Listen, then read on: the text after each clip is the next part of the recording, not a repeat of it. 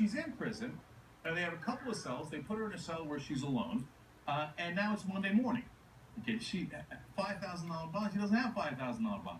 If you're rich, you post that bond like that, and you're out. You're out Friday. You wouldn't have been in that situation in the first place, but you would have been out by Friday night. But she's got to stay there till Monday morning. So what happens Monday morning? She was given, according to the Chicago Tribune, she was given breakfast at about 7 a.m. Monday. He said, according to the people involved there in that prison and in that jail, and she said, and she spoke to staff about an hour later about making a phone call. So she's going to talk to her family. Everything seems fine. A female jailer found her about 9 a.m. They claim she hung herself. Yeah. So Waller County Sheriff's Office says it is what, quote, what appears to be a self-inflicted asphyxiation. Boom. And we're done with it. She hung herself. But wait a minute, she's a young woman, recent graduate, just got a job at her alma mater. She's going to the job. She's going to talk to her family. Why would she just hang herself right after breakfast? She's about to get out, too. Why would she just, like, it's not like she's in prison. She's been solitary for months. She's going to be in prison for 10, 20 years. There's no story of depression. There's nothing. Oh, we found her. I guess she hung herself. Okay, anyway, we're done with that, right? And let's wrap it up. So, obviously, people are very upset about this, and they don't believe it. And even the local authorities, one of them said, well, I understand why there might be skepticism. Yeah, I understand that, too. So her family, obviously, is irate, and the lawyer representing them says the family of Sandra Bland is confident that she was killed and did not commit suicide. The family has retained counsel to investigate Sandy's death. Now, they asked one of Sandy's friends, they said, like, are you scared to be in this county now in Texas because of what happened? Though she had powerful quotes. She said, I'm afraid every day of my life. And she said, it's all around this country. It's places like Waller that scares us, but it's everywhere. There's a deep-rooted fear. Now, if you're a black person in this country, how do you not have that fear? Because something as benign as improper signaling. I don't know about you, but I've probably done improper signaling 1,000 times in my life, maybe 2,000 times. Am I getting pulled over and immediately the cops are all over me? Immediately they made assumptions about me. I'm going to go spend 3 days in prison. It is inconceivable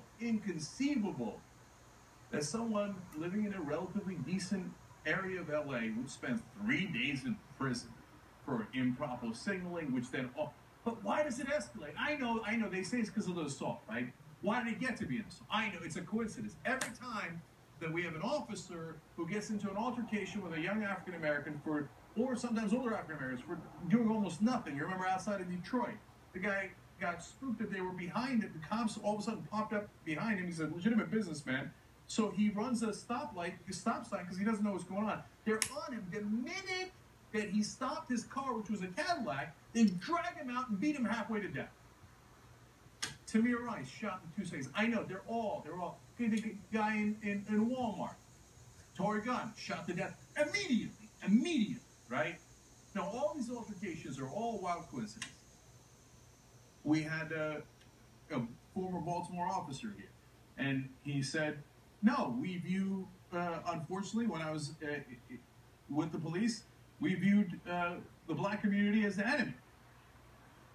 Can it be any clearer? Is anyone still naive enough to think, like, no, they treat white people and black people the same? In that interview, he said, if we're in a white area, we've got a quota to some degree of making arrests. We can't make it in the white area. They're too powerful. Nobody even thinks about it. You don't even think, like, what are you going to do? In a rich white area, you're not going to make arrests. So we would go into the black neighborhoods to make our arrests. Even if that's not the neighborhood that they're patrolling. Okay, so now, can you understand why there might be some healthy skepticism as to what happened to Sandy Bland? Now, do I know the answer? I don't. And you out there, you don't either, okay? So we don't know what happened to her that morning. But do I want to find out? Hell yeah, I want to find out. I want the biggest, deepest investigation there is to find out what happened. Do I trust the cops down there to tell, oh, no, it's okay. She just magically hung herself in between breakfast and when she was about to get out of prison. She just did it. He said, don't worry about it. Look the other way. Fuck no. Don't look the other way. Investigate them to know it. It doesn't mean you presume anything. It doesn't mean that they are guilty. It means you look into it and you do a real investigation from outsiders and don't believe the local cops. Well, what do the cops do? Oh, circle the wagons, a blue line. We all protect one another no matter what. You think I'm going to trust those guys? Hell no. Hell no. Let's get a real investigation and find out what in the world happened to Sandeep Lane. How many of these are we going to have, man? and still huge portions of this country in total denial. No, it doesn't happen to me. Cops don't do that to me, so it must not happen. It must be their fault. Because cops never pull me over and then throw me to the ground and you slam my head into the ground for improper signaling. Since it doesn't happen to me, it probably doesn't happen to black people either. So they're probably making it up. I know. They're all making it up, right? Officer Wood was like, did you think, he literally said in the beginning of the interview, did you think that all black people in the inner cities, in all different parts of the country, were all making it up? No, obviously it's happening. So in this case, we know how it started, but we don't know how it ended, and we better find out.